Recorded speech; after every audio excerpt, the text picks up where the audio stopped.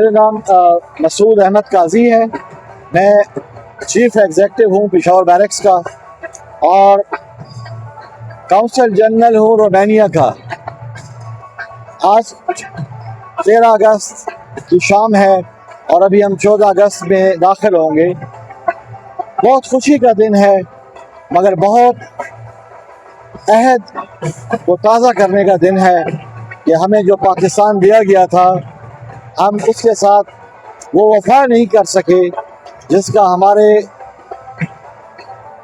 बड़ों ने हमसे करने को वादा किया था। हम वो वादा पूरा नहीं कर सके अब तक।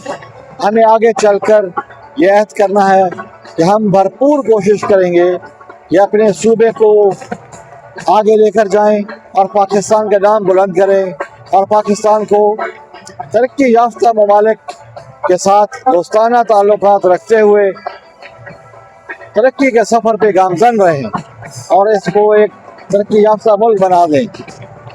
पाकिस्तान जिंदाबाद, खैबर पख्तूनख्वा आइंदाबाद।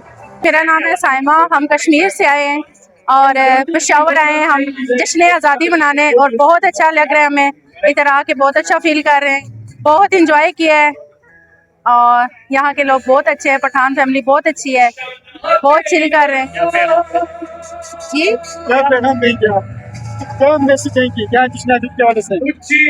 बस ऐसे ही हर साल इंजॉय किए जाए, हर साल पाकिस्तान को खूब आज़ादी मनाई जाए और हमेशा ही हमारे पाकिस्तान को सदा सलामत रखे और सुकून अमन शांति दे।